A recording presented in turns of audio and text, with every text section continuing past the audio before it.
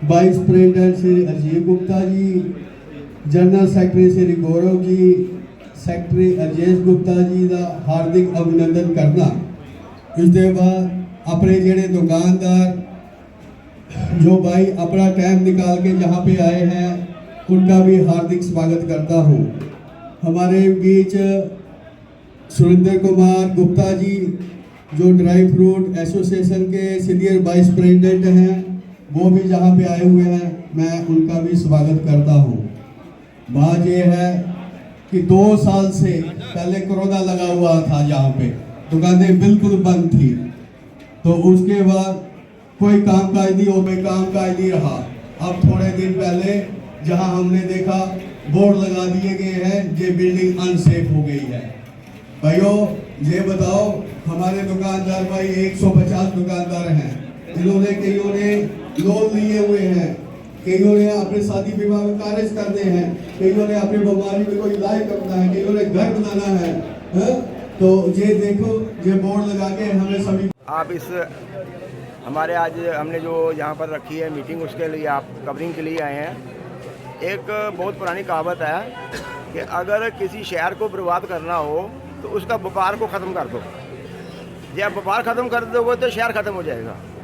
तो अब ये है कि यहाँ पर 150 दुकानें हैं जो लास्ट 50 साल से कारोबार कर रहे हैं। तो अब ये है कि इन्होंने कोई एक बोर्ड लगाया है कि ये जो बिल्डिंग है ये अनसेफ है। ये बड़ी पुरानी कहावत है कि अगर बरसात में हर घर में पानी आता है, हम छत के परनाले साफ ना करें तो पानी नीचे आ जाएगा। तो लाल किला कब बना था, कुतुब मीनार कब बना था, राज की मंडी कब बनी थी।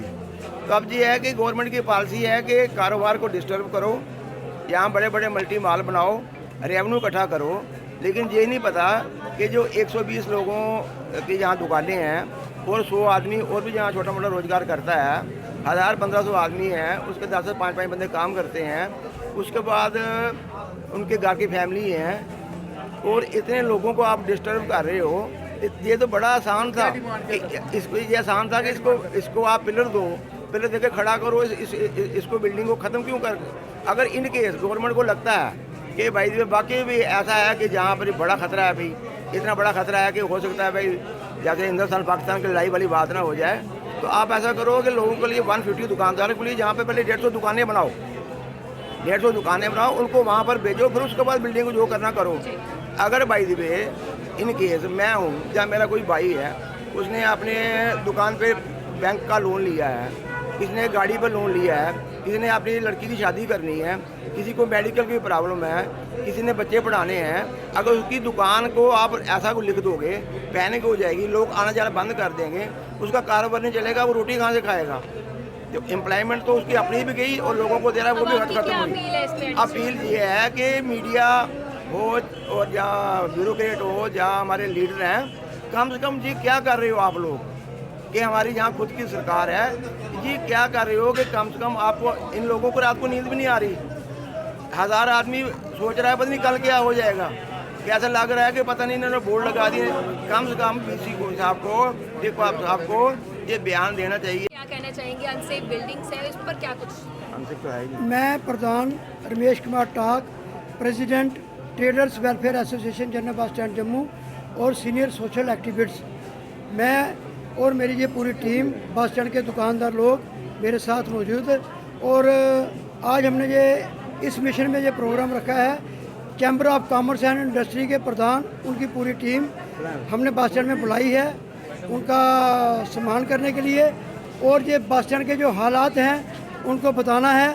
और ये आगे ये जाके ये बीसी साहब से भी बात करेंगे, एडमिनिस्ट्रेशन साहब से भी एडमिनिस्ट्रेशन से भी बात करेंगे, ताकि ये जो हमारे दुकानदारों को परेशानी आ रही हैं वो परेशानियां ना आए, उनके लिए हमने ये मीटिंग रखाई है। ये अनसेफ बिल्डिंग है, क्या लगता है कभी भी खतरा, कोई हादसा हो सकता है? ये बिल्डिंग अनसेफ नहीं है, ये जानबूझ के उन्होंने अपना पल्ला झाड़ा हुआ है।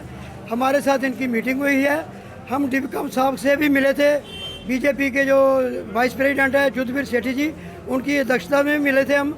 उन्होंने हमको विश्वास दिलाया था कि ये जो बस स्टैंड है ये इसकी जो रिपेयरिंग है हम करवाएंगे, जो छोटे छोटे काम है वो हम करवाएंगे, आपको कोई परेशानी नहीं आने देंगे। जो अनसेफ बिल्डिंग जो डिक्लेयर कर रहे हैं उनको लेकर क्या कहना चाहोगे, क्या वो गलत उसके है? बाद हम बीसी साहब से भी मिले, उन्होंने भी हमको विश्वास दिलाया मगर कुछ 2-4 दिनों के बाद इन्होंने रात के अंधेरे में 9 बजे के बाद ये रात को 4-5 बोर्ड लगा दिए कि ये बिल्डिंग अनसेफ है। हमें ये कुछ समझ नहीं आई है, ये बोलते कुछ हैं, कहते कुछ हैं और करते कुछ हैं। आगे भी हमारे दुकानदारों के साथ इन्होंने सत्यानाश किया हुआ है, उनको आपस में लड़ाकर उनका सत्यानाश, कितने तो उनमें मर गए हैं, कितने डिफॉल्टर हो गए हैं और उनकी दुकानें भी नहीं चल रही है और उनको इतना परेशानियाँ आ रही हैं, आज तक उनका काम नहीं चल रहा है। तो हम ये चाहते हैं कि हमारी एकता रहे और ये हमारी सुनवाई करें, क्योंकि कोई भी जो पार्टी बनती है, जहाँ कोई मिनिस्टर बनते हैं, एमएलए बनते हैं या गवर्नमेंट बनती है, वो लोगों के भले के लिए बनती है, लोगों को रोज़गार देने के लिए बनती है, ना कि उनको उजाड़ने के लिए बनती है। मैं आपके माध्यम से ये संदेश देना चाहता हूँ कि हमारे जम्मू के लोगों को बर्बाद करने की कोशिश मत करो और हमारे जम्मू के लोग अब जाग चुके हैं। अगर ये कहीं इकट्ठे हो गए तो आपको परेशानी आपका पड़ेगी। ये मान उन्होंने 100 साल की गारंटी दी थी। आज भी ये बिल्डिंग की रिपेयरिंग हो, ये टाउन हॉल की बिल्डिंग आप देखो, म्यूनसिपलिटी की बिल्डिंग, उसको भी उन्होंने अनसेफ घोषित किया था। जेडीए ने यहाँ पर अनसेफ का एक बोर्ड लगा दिया, एक नोटिस जो है वो लगा दिया।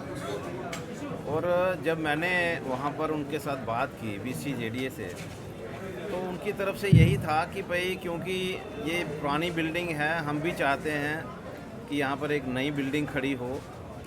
जिस तरह से ऑलरेडी यहाँ पर एक बस स्टैंड में नई बिल्डिंग जो है वो बनी है और इस साइड पे भी इसी तरह की एक बिल्डिंग जो है उसना चाहूँगा यहाँ पर आकर के कि भाई यहाँ के लोगों की क्या डिमांड है, ये लोग क्या चाहते हैं, और उसी जो इनकी डिमांड होगी उसी पैटर्न पे हम लोग जो हैं वो गवर्नमेंट से बात करेंगे और गवर्नमेंट से यही चाहेंगे, आप कोई भी चीज़ जो है उसको डेवलप करना चाहते हैं, हम उनके साथ हैं, लेकिन उसके पहले कम से कम लोगों को पता चलना चाहिए कि कौन सी चीज़ डेवलप हो रही है और उसमें जो हमारे लॉसेस हैं, जो हमारी जो पोजीशन है वो आने वाले दिनों में क्या होगी। तो अभी देखते हैं, अभी बातचीत करते हैं।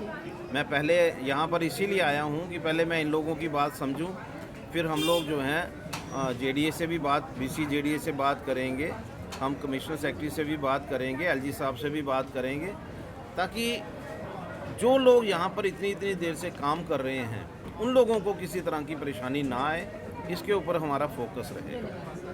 कहूँगा कि भाई अगर जेडीए को अगर ये लगता है कि इस बिल्डिंग को हम लोग डिसमेंटल करके नई बिल्डिंग खड़ी करना चाहते हैं, तो उसमें कम से कम जो स्टेक होल्डर्स हैं उनके साथ बैठ करके बातचीत करके फिर ही इनको कोई ना कोई डिसीज़न जो है वो लेना चाहिए। आज की तारीख में मैं ये देख रहा हूँ कि भाई किसी का भी मन करता है तो वो अपने हिसाब से कहीं नोटिस चिपका देते हैं, कहीं वो मार्केट में घूमने, मतलब यहाँ पर सामान उठाने के लिए निकल जाते हैं। ये तरीका जो है वो मुझे नहीं लगता है कि ये राइट तरीका है। मुझे लगता है कि जब भी कोई इस तरह की कोई बात होती है उसमें जो स्टेक होल्डर्स हैं उनके साथ बैठ करके एक प्लान करके, देखिए आज की डेट में एक रिहेबिलिटेशन पॉलिसी जो है वो गवर्नमेंट की तरफ से अभी तक डिक्लेयर नहीं की गई। अगर कोई भी चीज़ करनी है तो पहले कम से कम तो बताना चाहिए कि हम लोग जो हैं वो यहाँ पर क्या डेवलप करना चाहते हैं और उनके लिए जो यहाँ पर एग्जिस्टिंग लोग हैं जो इतनी देर से यहाँ पर 50-50 साल से 40-40 साल से यहाँ पर रह रहे हैं, जो काम कर रहे हैं, उनके लिए गवर्नमेंट की क्या पॉलिसी है। वो किस तरह से बात आगे लेके जाए।